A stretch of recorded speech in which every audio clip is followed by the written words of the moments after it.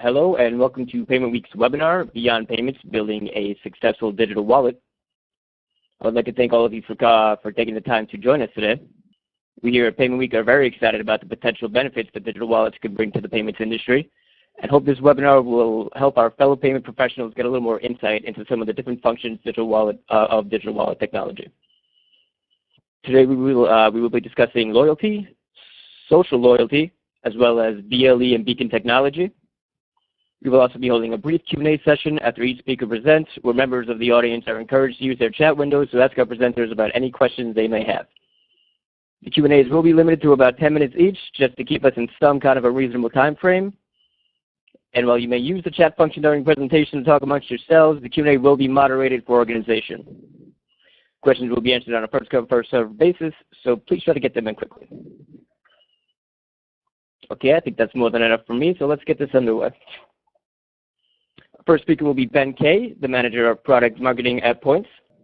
Over the past decade, Ben has worked at leading technology companies, including Microsoft Canada and TELUS, pushing forward technologies to develop and grow new markets. At Points, he works on advocating for loyalty solutions across merchant and consumer verticals with a special focus on digital wallets. Ben will be discussing loyalty rewards with us today. So whenever he's ready, he can take it away. All right. Thanks very much, David. Very excited to be here.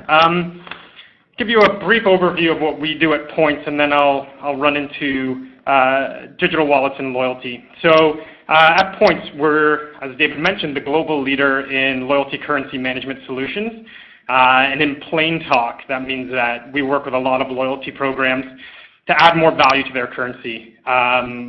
Whether that's greater engagement, greater revenue, greater program flexibility through a bunch of different products. And one of our new things is a new platform that allows applications to simply connect into loyalty programs through a simple web-friendly RESTful API.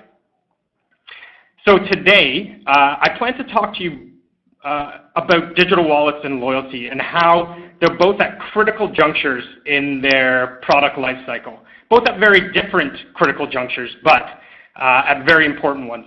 And how they need each other to overcome their individual challenges. So I'm going to start out with digital wallets. I'm sure all of us have seen the forecast for the size of digital wallets. So I was doing a quick search for the latest numbers, and I saw $44 billion in transactions from 500 million today. I saw 4 times growth in users over the next 2 years. So the potential is huge for digital wallets. And I think the problem that they face today is going from being a niche player with only early adopters caring to a mainstream player. And when I thought about it in that paradigm, it reminded me of the book Crossing the Chasm by Geoffrey Moore. And he always said that technologies move from niche to mainstream by creating a beachhead and expanding from there into a broader market. My view is that digital wallets are at the precipice of that chasm from that niche to mainstream. But they do need that beachhead and figure out what that beachhead will take them from being a niche player into the mainstream. And when I think about beachheads, I try to think about what problem they could potentially solve. And the one I wanted to look at today is what I often hear when talking about digital wallets, is that they're a solution looking for a problem. And the argument there is that the payments industry has really fine-tuned the act of paying to a fairly frictionless process today. It's not hard to pay with cash, and it's not hard to pay with credit. So people aren't looking for replacements for that. What they're looking for is a value add beyond payments. So what real problems can digital wallets help solve? I'll leave that out there, but that's our view on where digital wallets are today. I'm going to move on to loyalty, and we'll get back to that question in a second. So with loyalty, since 2006, the big story in loyalty has been its staggering growth. It's growing at a remarkable rate. A few points of data. So in 2012, there were nearly 3 billion US loyalty program accounts. That's a 27% increase since 2010. We're talking about a an industry with a global revenue of around 60 to 70 billion. And to compare that to the video game or movie industry, it's actually bigger than both combined. Looking at the consumer level, the average consumer is a member of 22 plus programs. So we're talking about an industry with robust growth and with a huge user base. And I think just looking at that top level, you're talking about an industry that's sailing smooth and looking good and growing quickly. But if you look under the covers, there are potential problems that need to be solved for the industry to continue to grow at the pace that it's going. So as I said, the average American household belongs to 22 loyalty programs. But of those 22 programs, 56% are considered inactive, with no activity taking place within the last year. And from that same period, 2010 to 2012 that I talked about earlier, active loyalty program membership actually dropped 4.3%. So we're talking about an industry that's growing very quickly, but is having engagement issues at an individual program level. And I think what we're starting to see is that the industry's become a victim of its own success, where new loyalty programs are coming up all the time, whether it's new retail opportunities, whether it's foodstuffs, whether it's financial institutions. Everyone's trying to create their own loyalty program. And it's becoming increasingly hard to track which programs I'm a part of. It's becoming increasingly difficult for me to bring around all the cards that I'm a member of. And I mean, can you imagine bringing 22 cards with you wherever you go? I think it's very frustrating for me to have to swipe my credit card and then swipe my loyalty card every time I go to checkout. And with so many loyalty programs, it's becoming hard to know what my points are worth, how to earn them, how to redeem them. Net, there's a lot of options, all jostling for customers' really limited attention span. And most consumers aren't willing to give enough of their attention span to all the loyalty programs and all the time they're asking for them to give. And to say nothing of the organizational challenges in storing and carrying 22 plus physical loyalty program cards.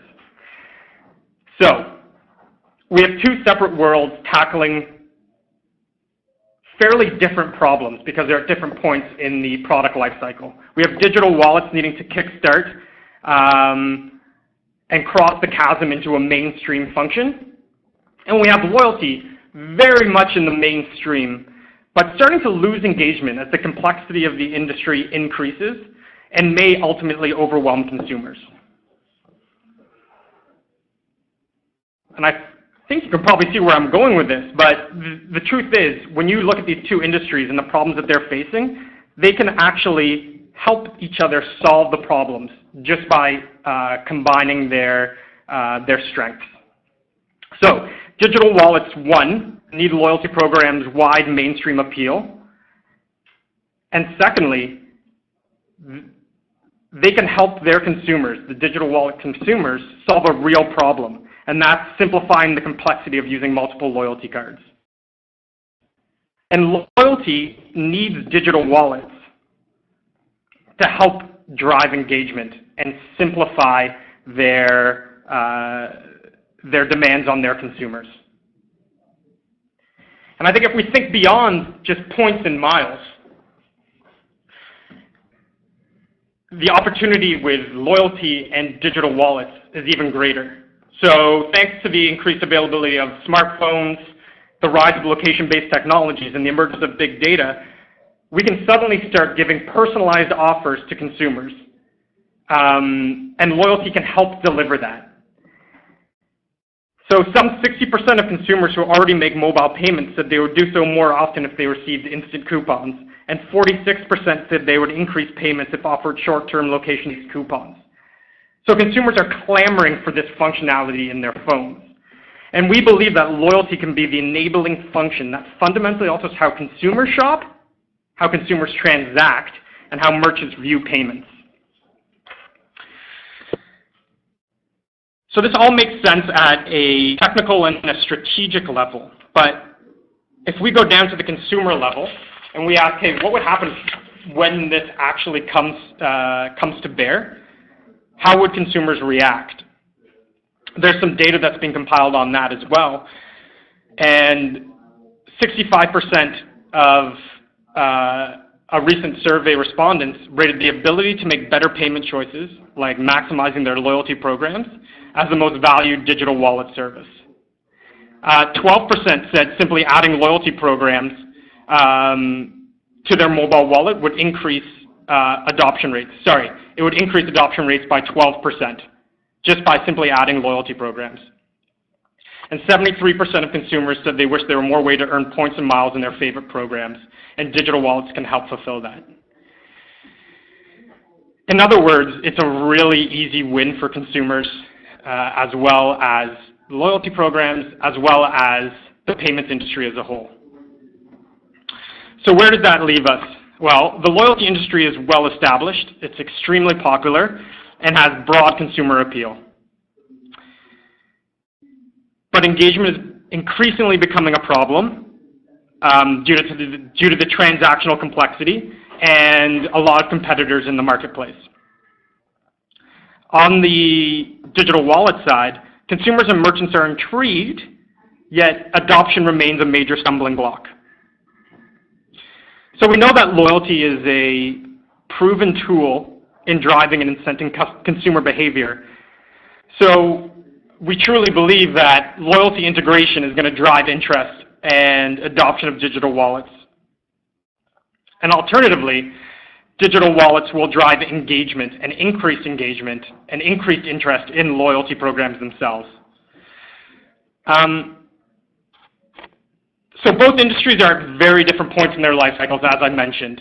And I would say both are at a pretty big tipping point in terms of where they go over the next little while. And by creating meaningful integrations, digital wallets will get their beachhead to the mainstream consumer, and loyalty programs will be able to drive increased engagement with their core and non-core users. At the end of the day, the driving force for digital wallet usage will be through creating additional value beyond payments. I don't think there's a doubt about that. And we believe that the greatest value add for mobile wallets will be integrated loyalty. And that's leveraging the huge audience to drive scale and big data to create personalized experiences. That's it. That's my spiel. That's how we view digital wallets and loyalty. Happy to answer any questions that you have on loyalty, on the loyalty industry, or how loyalty and digital wallets may start to come together over the next little while. All right, thank you, Ben. As you said, if anybody has any questions, feel free to place them in the chat window now, and he'll answer as many as he can in about the next 10 or so minutes. So I'll just read out the questions. Is that right, David? Yeah, that's okay. Probably the easiest way to do this. Okay. How do you see loyalty programs for small businesses as most cannot afford their own? That's a really great question, Joseph, and we actually hear that question a lot. Our view is that you don't need to create your own program. The key is to harness the power of existing loyalty programs. So you already have an engaged base with any of the major airlines, any of the major programs out there. And the question is how you can start using that to your own advantage. And there's many ways to do that. So it depends where you are, and there's no one solution that fits all. But one way that we really encourage people to leverage the power of loyalty is to look at existing loyalty programs rather than try and create your own from scratch. And there's often a huge amount of advantages to do that because you have the marketing power of a group of other merchants and other brands behind you rather than trying to start off on your own. I'll go to the next question. Although security is still a hovering concern with mobile payments, do you foresee loyalty programs providing a solution for this in the near future? I'm not sure that loyalty programs are a way to solve security. And I think loyalty programs have been around since the 70s and have developed their own way of creating a secure infrastructure. So I have few concerns that integrating loyalty programs into a digital wallet will increase security concerns. But I think that those security concerns need to be solved by the payments industry rather than by the loyalty industry. I think that at the end of the day, the loyalty will be an ingredient in a digital wallet to help rather than kind of solving that problem on its own. Next question, when do you see this happening? That's a really great question. And I think there's not one size fits all in this question, in the answer to that. And I think you have some loyalty programs who are looking at this opportunity and seeing the potential and seeing it as a great way to engage their user base. And you're seeing other programs who are less progressive and being concerned about it. And I think you see that probably in any industry that's going under a fundamental change. So I think that you will see a lot of loyalty programs try to start playing in this area. They're probably trying today, or they are trying today. It's about figuring out the right pipes and the right rails to be able to get it done.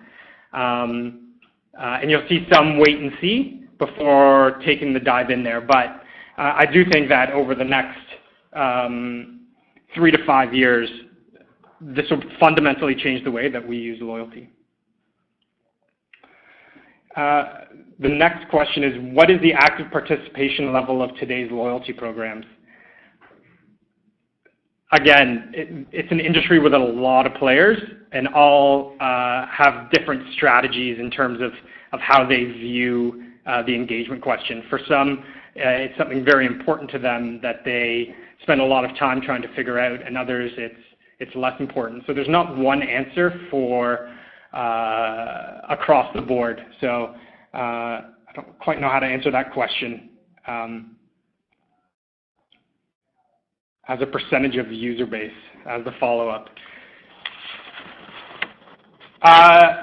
So, I mean, as I said in my talk, as of 2012, 56% were considered inactive across the board, but that's the industry as a whole. So you have some loyalty programs where that rate will be a lot higher, and some that'll be a lot lower, but it'll average out to 56%. For a successful program, I'm not sure. To be honest, I'll get back to you. I'll do some digging. I just have the industry as a whole. The next question is, how about wallets themselves doing a loyalty program for use of the wallet? I see that as an option. I don't think it's the best option. I think leveraging the huge base that many of the airlines, hotels, merchants, financial institutions, leveraging that power is a much better way to gain broad mainstream acceptance rather than trying to create your own from scratch. And I think it's a huge expense that just isn't worth it. I think you want to focus on being the best digital wallet you can be rather than trying to be the best loyalty program that you can be.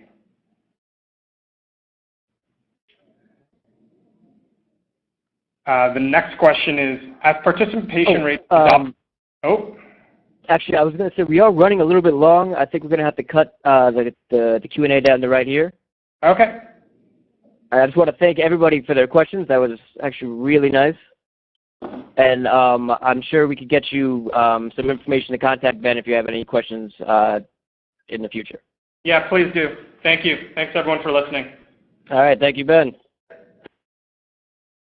Okay, we're going to move on to the next section here, which will be social loyalty, which will be handled by Amy Terhar. Amy is an acknowledged thought leader on global privacy and security as it's related to internet and mobile technologies. She's a co-founder of the Institute of Mobile Technologies. Sorry about that, okay. And has been a panelist on the International Telecommunications Union Conference on ubiquitous mobile payments. Currently, she's the CEO of Flow, a social networking marketplace and mobile payments application. Whenever Amy is ready, she can get started. Thanks, Dave. Thanks for the introduction. Just to give a little bit of more of an understanding of what Flow is a social networking platform that brings together businesses and consumers in a meaningful and different way to connect mobile payments with a market and a loyalty and rewards program. They're aggregating relationships and rewarding people for transacting in cash online. So that's a little bit about what we do. Today I want to speak to you about how social media is evolving into a critical marketing tool and how its growing role will be an incentive for more merchants to jump into the mobile wallet ring. So following up a bit on what Ben so eloquently presented to us, start by explaining how loyalty and rewards really enable e-commerce and m-commerce by increasing comfort levels with digital payments. I think consumer adoption of mobile payments will in and of itself represent a major criterion of success for mobile payment providers and marketers. For brands, however, the criterion will be the impact of mobile payments on sales activities. And so if the criterion of success is adoption, then how can the industry really drive digital payment adoption for the benefit of everybody involved? A fertile area to look at here is how social media and loyalty intersect to further the connection between buyer and seller. Social media and rewards together can really refocus that relationship between buyer and seller in such a way as to increase sales. I don't really want to get ahead of ourselves here. First, we have to ask, sorry, Amy. Yep. We're actually having a little bit of trouble hearing you. Do you think you could maybe speak up a little bit? Sure. So why does someone want to transact using a digital payment?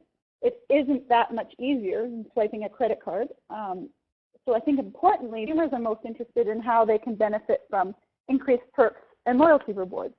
Indeed, that's really what works. Certainly, loyalty points can drive awareness, and indeed, loyalty points are in many cases a central part of a brand's positioning because loyalty points have a high perceived value add, as Ben was saying, and so it's really worth attaching the brand to it for this reason. But not only awareness, loyalty rewards can also drive the engagement, and in this case, it's really the spend and get for the consumer that's driving that engagement. So this is a good example of how loyalty and rewards increase comfort levels with digital payments, and hence that enables e-commerce and m-commerce. Beyond this, however, and this is really important, it is if and only if the brand has a true one-to-one marketing capability that the data can drive timely, meaningful, and relevant offers using points or rewards as currency. And now, this is important to listen. Assuming a high response rate, then the engagement grows, and if someone shares points or shares rewards, this really can perpetuate and amplify across the customer base. So hopefully here you're beginning to see how the current uses of social media might be better leveraged for the kind of cohesive results everyone is really looking for in one and done approach to mobile and digital payments, loyalty, and the digital lifestyle. So beyond the one-to-one marketing capability is where things really get exciting and interesting.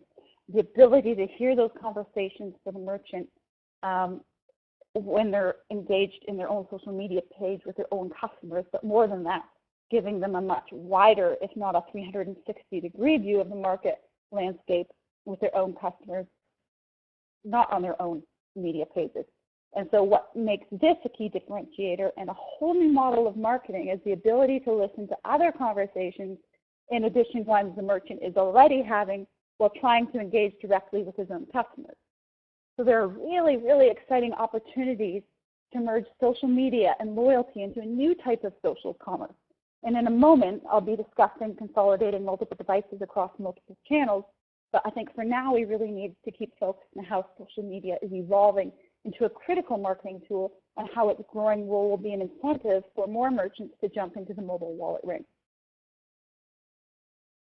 Within the digital payment environment, loyalty programs enable brands to interact with their members and further the connection between buyer and seller in a meaningful way, as we know.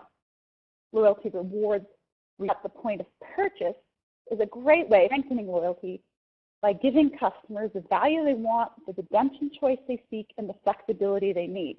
It also concurrently provides for that strong use case that we need, that digital payments needs in order to break through consumer adoption by enabling people to pay with a new reward currency and facilitating merchants access to that new type of currency. In summary, the general value proposition for loyalty programs is simple. It provides a good understanding of who their customers are and what they want. Now, more specifically, it gives a brand the ability to communicate directly with their customers and build value that differentiate them from competing brands. The customer information gives brands confidence in their strategic decision-making, and it also provides new insights that wouldn't have been possible to get before. So if a brand's target market includes young, tech-savvy consumers that are driven by discounts, deals, and rewards, and that brand's ultimate objective is to increase sales, then social media and loyalty rewards should really be a strategy employed to drive brand awareness and engagement. So then how do you get beyond multiple devices and multiple channels? Because that can further increase brand awareness and engagement. Now, I don't think that the multi-channel approach should be thought of as a strategy in and of itself. I think the real strategy should be to facilitate the intersection between social media and loyalty, in turn furthering the connection between the buyer and the seller. As we know, there's a multitude of social media and loyalty programs, and as Ben was telling us about, the average of 22 cards per user. And since the customer buys through multiple channels, a brand needs to be present in most of those channels. But there needs to be focus on aggregating and using all social media outlets in a collective way, so as to evolve the medium from where it is now, which is milieu for sharing information and insights, into a tool that enables social commerce. Because as a tool to enable social commerce, social media and loyalty jointly allow those relationships between buyer and seller to be refocused in such a way as to boost sales. The difference here is that the unified approach produces much greater integration of online purchases with social platforms, as well as a higher correlation between a buyer's purchases and those by others in their network. So what we can see here is really an evolution from e-commerce and m-commerce to social commerce. So media networks are increasingly the initial point of contact for many e-commerce purchases. Buyers rely on their social networks for information about products and services, and they also look for discounts, offers, and information about loyalty and rewards. Sellers also actively encourage their buyers to make purchases and talk about goods on social platforms. So focusing on the relationship between buyer and seller in this way reveals A, why people follow brands on social networks, and B, what the brands are using their social media for. And once you glean some insights from this, you understand, and this helps the brand to understand that social media and loyalty is less about managing the brand and customer and more about guiding and rewarding the customer. So then why do people follow brands on social networks? Just really quickly, I'll give you an overview. 45% of fans liking a brand in social media anticipate receiving discounts and special offers. Also, others to be on the first to get new updates on the brand, or to show support for the brand, or because one of the customer's social networking friends recommended they follow the brand, or they happen to notice that one of their social networking friends followed it or liked it. Additionally, they could have seen an advertisement or were interested, or they could be an employee of the company. Now, how does that match with what brands are using social media to provide? They're using social media to provide deals, discounts, and coupons, and I think they've got that right, given the vast majority of fans what their main purpose is to anticipate or receive discounts. They also use it for brand awareness and engagement, which is great. Also, localization of content, lead tracking, e-commerce, social contests, and customer support. So brands are getting to deal some discount rationale, but they need to move beyond their limitations with regard to merely using social media to provide social context, lead tracking, and customer support. So there's a gap in the market here, and that needs to be addressed and filled. It should really be about ecosystems versus lily pads. So understandably, the world is not a static environment, and in order to effectively communicate the brand message to the target audience, brands really need to be able to create connections with consumers that are in a constant state of motion. And I think the success of any marketing campaign lies in its ability to both embrace and shape those market conversations. In marketing today, a unified approach is the key to delivering one consistent brand experience for the customer.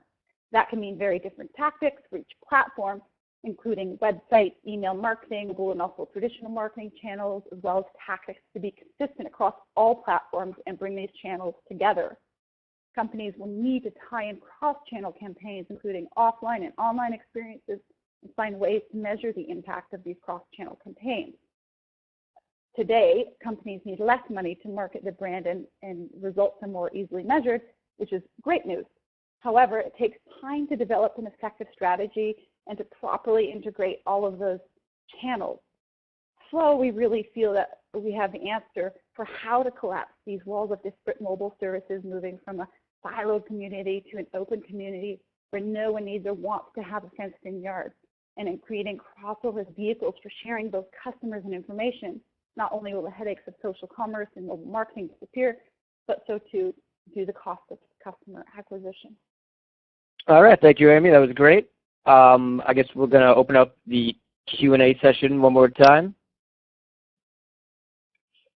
If anybody has any questions for Amy, we have about 5 minutes where she can answer anything you guys need. So Ken is asking a question, will big data be able to help the brands develop their campaigns to a more personal level? I think, again, this goes back to the one-to-one marketing capability. So long as the brand has that one-to-one marketing capability, then they can offer, then the big data can drive the timely, meaningful, and relevant offers using points, especially as currency. So I think to really fully take advantage of all that big data has to offer, you've got to have that relationship between buyer and consumer, and that's got to be one-to-one, and it's got to be a 360-degree view of your consumer, so you really can drive those conversations and shape them and understand what the consumer wants. Definitely, I mean, is the ability of big data to drive a more personal experience has, I mean, there's huge potential, and I think we're just on the verge of really getting insight into and discovering how that can be implemented. But yes, definitely, it goes beyond that. You've got to have the relationship in order to fully utilize the insights that the data can offer you to leverage that to increase sales. Okay, Ken, what sources of the data will drive the brand relationship? You mean, sorry, Ken, I'm just not, sources of data and media data? I think, I mean, if you move beyond, it depends on the ecosystem, whether you implement a lily pad approach or an ecosystem approach. Once you employ an ecosystem approach, then you have the sources of data at your disposal are much richer than if you're using a lily pad approach. So what you want is really something that gives you that 360-degree view. So you want a place where your consumers can go, where they can browse, buy, check status, and read ratings and reviews on their mobile devices. You want to marry digital payments with a marketplace search, loyalty, and rewards program into one-and-done solution. So depending on how you do that will effectively tell you the kinds of sources of data that can drive those brands' relationships. But the key point is that you want to take those walls down and have a cohesive information where you've got social commerce and mobile marketing all together integrated into one platform. So by having an integrated business model that enables communication and commerce through various sectors, including marketplace advertising, transactions, and digital media, that will give you your rich data source, and not only a rich data source, but a meaningful data source that you can really leverage to increase sales and guide and reward your customers. For the customer interaction, how do you see the adoption of the different technologies? Example, Bluetooth, low energy, NFC, QR codes. yeah, Joseph, there's a lot of really exciting new technologies. At Flow, actually, we're using an audio protocols to drive customer interaction using multicast and broadcasting capabilities to really reach a customer and enable the merchant to reach a customer in exciting ways. So for consumer interaction, I think we're only beginning to see the emergence of the exciting ways in which that will drive engagement with the brand and how the brands will be more responsive to the consumer based on an increasing consumer and customer interaction with those brands across different media channels, including advertising, marketing, search, and targeted marketing opportunities.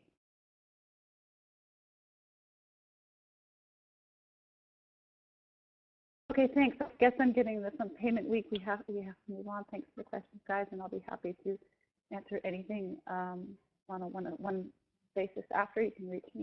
I'm sure Payment Week will give you my details for contact. Okay, thank you, Amy. Appreciate that. That was great. Okay, we're going to move on to the last section that we have for today. Dave Cornelius will be discussing BLE and Beacon technology with us. Dave is an independent information technology and services consultant with over 35 years of experience in information technology with a focus on payments. Dave has held senior management and consulting positions in the U.S., U.K., and Canada over the last 30 years and specializes in large project management, strategic planning, senior business and IT analysis, test planning and management, and operations management. Dave, whenever you're ready, take it away, and just remember to keep your voice up. Okay. People want to hear you. Okay. Thanks very much, David, and to all the attendees for the opportunity to speak to you today. This afternoon, I'm going to speak about some of the technology, primarily issues that I see with BLE and Beacon in the context of customer-prospect interaction and the use in digital wallets. And we'll go on and talk about some marketing issues as well. So my view is that Bluetooth Low Energy, or BLE, could be fairly short-lived, as the low energy issue will be less relevant or will be resolved with improvements in Bluetooth. Also, we've been talking about the data. There's more data and graphics required in the potential BLE interaction. The lower capability versus Bluetooth could become a constraint. In some cases, it's already irrelevant, because if you look at the PayPal Beacon implementation, that's actually plugged into the wall, so the low energy component is really not required. And if that becomes a standard, then it really, which I'll talk about more about standards later on, then it's definitely irrelevant. So in terms of BLE, I think it's still useful in niche markets, particularly in the medical monitoring, where the data is small and is likely to remain so. But any sort of this technology that does use a beacon, there needs to be a handshake and encryption protocols between the handheld and the beacon. And these certainly need to be less cumbersome and much faster than the current implementations in Bluetooth. In the PayPal implementation, this can actually be done automatically between the payment app and the beacon when the customer is at the retailer. In fact, the PayPal beacon will fire up the customer or the prospect's application on their phone, even if it's switched off. Well, this obviously raises issues about privacy and also whether the mobile user wants to be contacted and solicited. Also, another issue that was raised by Ben with the 22 loyalty cards: how many apps am I going to need as a consumer to be able to connect with all the different payment options, and how many beacons is a retailer going to need to install? So the next point I have is on the activity and spend around proximity marketing, and this just points to some of the concerns that may thwart the efforts, particularly if implementing the wrong technology. And as I said, my view is that BLE may be short-lived, but I think it's too short range and has limited bandwidth to be able to provide the great geographic coverage and image transport required to start the customer or prospect interaction at the most appropriate time.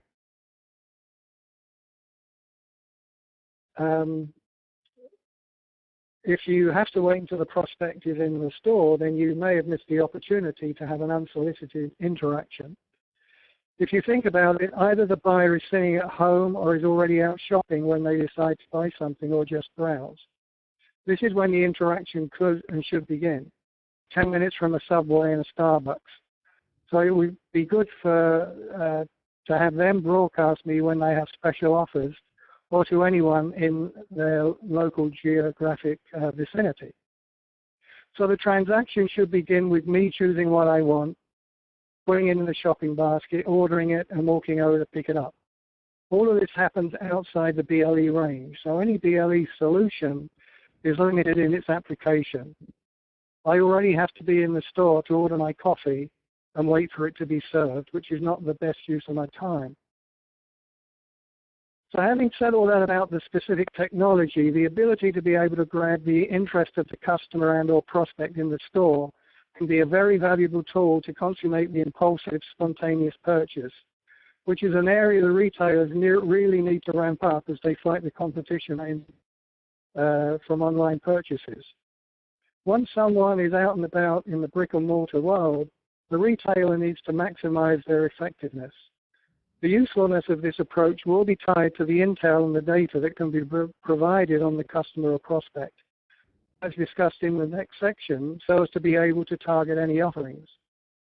Also, retailers have a fantastic opportunity to tune their offers depending on the specific weather that day or other timely events, the inventory they want to shift, items to a customer's recent purchases, etc. So think of the weekly paper flyer or even the electronic flyer now becomes a daily or even an hourly one. If anyone remembers the retailer blue light specials where they roll out a flashing blue light and say, this product's on sale for 50% for the next 20 minutes, that can be done in this electronic environment. The key issue is that the offers, and Amy reiterated this, they need to be relevant to the current circumstances and trends and the customer purchasing profile. Otherwise, we just deep six them in the electronic wastebasket.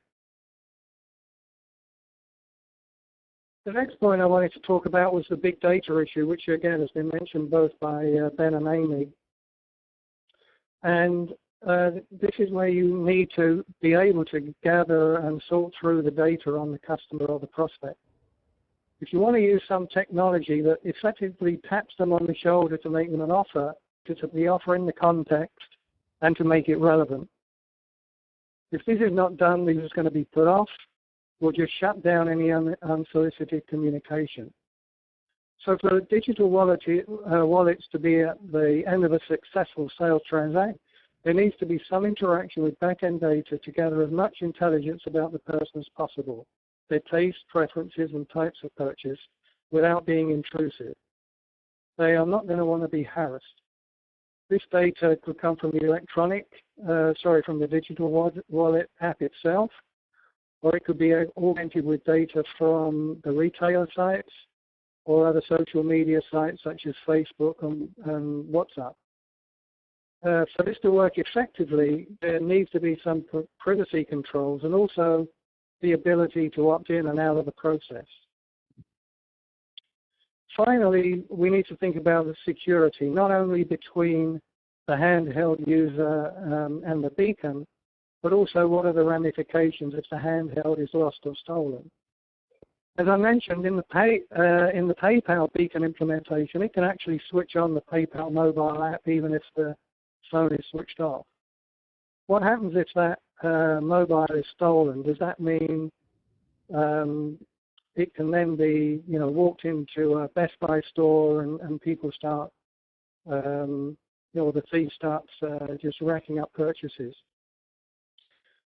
But there's a fine line that we all know between the intervention security code that makes devices safe, but it needs to be not too intrusive to put the user off using the facilities. So in conclusion, I think the current state of affairs is that there are many point solutions and really only technical standards, but not use standards. And this is likely to continue until there is a generation that manages to have the facilities I described above seamlessly with multiple payment systems, multiple retailers, and social media sites. As we have seen with any earlier technologies, we start off with a myriad of point solutions until the industry and the public shake out the weakest, and the industry agrees on some standards. My prediction is that we'll end up with standards in several areas, namely a shared, which I've just talked about, which could be acting as a switch to multiple payment systems and would effectively replace the current retailer black box of Visa and MasterCard switching. The second is shared apps. Again, I said, the proliferation of apps. If you think about it, a shared app that can link to a shared beacon would make life easier for the consumer and the retailer, and also allow both sides to from opportunities from the other side. The shared data and metadata, big data that we just talked about, obviously there needs to be controls and variable privacy safeguards. That's an ongoing issue, and I think the ability of the customer or the user to be able to fine-tune that and tune out the solicitations they don't want, but still have the solicitations that they do want, is a big issue there, I think. I also see the potential for a common shopping basket. In the example I mentioned, I could be going to Starbucks, but I'm also next to that is a public store. So I could be loading up with some groceries as well in a common shopping basket. And then when I go to the retailers, I just pay for what is in their shopping, their piece of the shopping basket. Again, I think this would be a very useful piece of shared software. And the final one, which is one we talked about before as well, is around, Ben was talking about the loyalty programs. And I think one of the issues that I see just as a user of these is that there's really no common currency. There is, so it makes it difficult to choose which ones you're going to go into.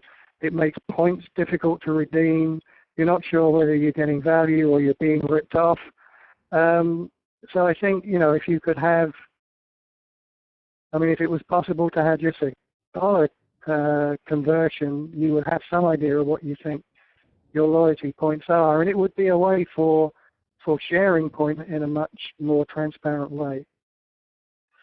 So finally, I think we know that most industries are not very good at being self-regulating. So just for something to think about, I believe that we will, if we do have a proliferation in mobile apps, then I think we're going to end up possibly with a do not call list that the beacons would have to abide by to restrict or to prevent unsolicited contact. Okay, so that just covers my my talk for this afternoon. Happy to take any questions. In fact, I might be able to answer yours, Joseph. You had one at the tail end of Amy's, which was for the customer interaction. How do you see the adoption of different technologies, e.g. Bluetooth Low Energy? Well, I talked about that, NFC and QR codes. I think the NFC and QR codes are just specific about, when you're really close up and there has to be a transfer between the customer and the retailer, and maybe that could also be in the beacon to avoid, multiple pieces of hardware. But, I've kind of given my opinion on Bluetooth Low Energy. I think It's actually been around for a while, and the pickup in the commercial side doesn't seem to have been very strong, and also, you know, I pointed out some of the issues with that already. So I guess I'm not a big fan of that. I got another question here from Ken Kolk. Do you feel the retailers will need a stronger type of transmitter than the BLE solution, maybe Wi-Fi? Yes, I do. I think, you know, that's where I'm getting to is it's good to be able to have the install. You need the install, but that, you know, you could have been halfway through a transaction by the time you start that implementation. So to me, you cover a much wider scope if you can start that interaction on Wi-Fi or through the you know, through the mobile network. Okay, you've got some people typing now. So the question is, I'm concerned with Bluetooth beacon issues with privacy where it detects me versus NFC QR codes that seem to be more permission-based. Yeah, I agree with that. I think I tried to put that across, maybe not as eloquently, but I think that's what I was trying to get to with, it seems very dangerous to me that PayPal can just fire up your app, you know, without solicitation. Now, it doesn't actually, you know, do any transaction or anything like that, but it's still, you know, even before it knows you, it's firing up that app. So Privacy Forum has launched mobile location analytics opt-out, which enables users to opt out from having their mobile devices tracked while visiting commercial locations. Okay, so that started already. I guess somebody just come in with a comment that agrees with what we were saying, that it's much better to make it customer centric in terms of the initiation. So this is a question that you don't have to download the app for PayPal to actually fire it up. Yes. The next question is, there are other ways to reach the customer without an app? I guess what I see is that, you know, trying to use apps that you already have. So, you know, hooking into Google or something like that, Google Maps, or, you know, some other way that, you know, is already there. I think the issue around, obviously, I kind of liken this to tapping a stranger on the shoulder. If you want to solicit, you've got to make contact somehow. Either they know you to start with or they don't. And so if it's unsolicited, you know, it's either got to be through email or through a text or through something like that, or else they're going to have an app. But if you can, I guess, hook it into an app that somebody's already using, you know, I think that the issues we didn't talk about and is that the number of apps that people end up with, it's very annoying. You've got to log on to this one and log on to that one and so on and so forth. Something that's more seamless is certainly, you know, is certainly something that should be looked at. Okay, I think that's actually going to have to wrap it up for us today. Okay. Thank you, David. Thanks, everyone. All right. Yes, thank you, Dave. I appreciate it. Okay. Should you have missed anything from this presentation, or would just really like to hear it again, we will also be making the entire webinar available to download on Payment Week's website. I just wanted to thank all of you for joining us today. You all had some great questions, and I hope you all have a good day.